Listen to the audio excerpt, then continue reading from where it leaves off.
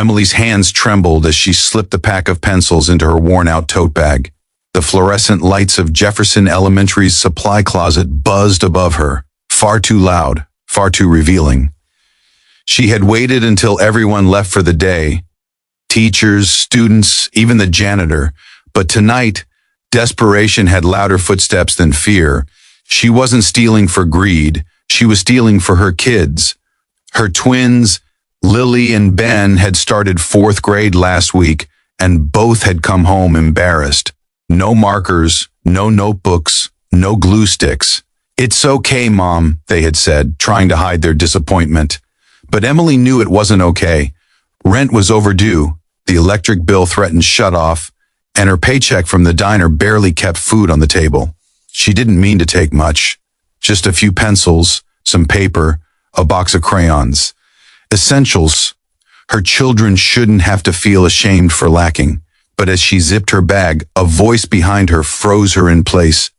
"Emily, what are you doing?" It was Mrs. Parker, her son's teacher. "If you believe true kindness always finds its way back, please tap the like button now and subscribe to support more stories like this."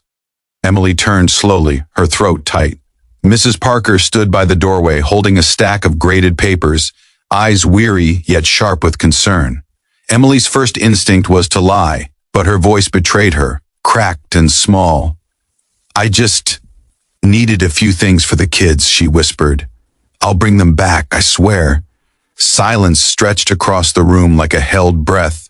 Emily's cheeks burned with shame. She waited for the scolding, the call to the principal, maybe even the police. She could already imagine the headlines, "Single mother caught stealing from school." But Mrs. Parker didn't move. She just stared for a long moment. Then, to Emily's surprise, quietly closed the door behind her.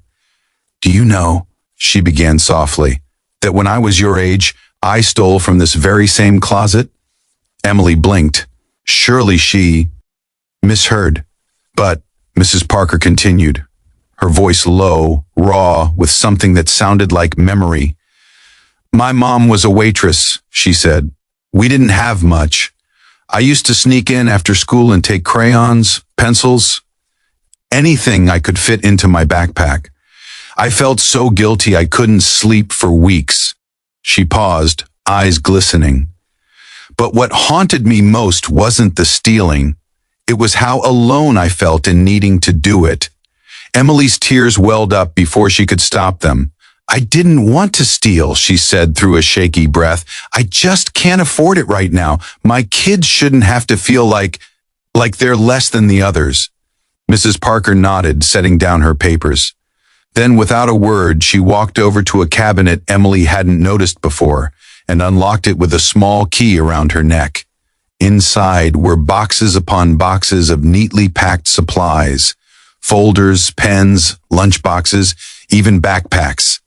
"These," Mrs. Parker said gently, "are extras, donated by people who remember what it's like to struggle."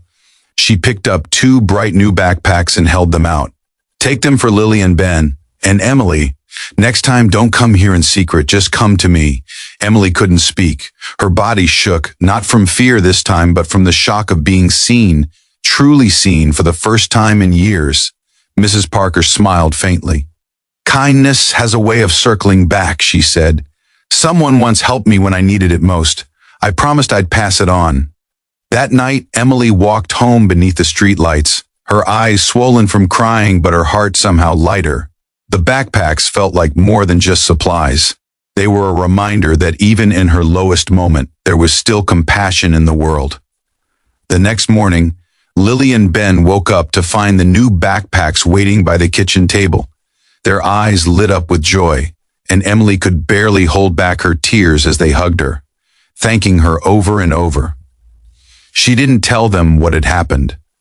Some stories, she thought, were too sacred to explain. But later that week, Emily returned to the school, this time with her head held high and a small envelope in her hand. Inside were $5 and a note for the next mom who might need help. Tell her she's not alone. Mrs. Parker found it that afternoon and smiled through tears. Years later, the school supply closet would become something more, a quiet tradition passed down from one teacher to another, a place where shame turned into understanding and struggle met grace halfway. Because sometimes the greatest lessons aren't taught in classrooms. They're learned in the moments when compassion chooses to stay instead of turning away. We'd love to hear your story. What is the most memorable act of unexpected kindness you have witnessed or received? Share it in the comments below. If this story touched your heart, please like, share, and subscribe, because every small act of kindness has the power to rewrite someone's story.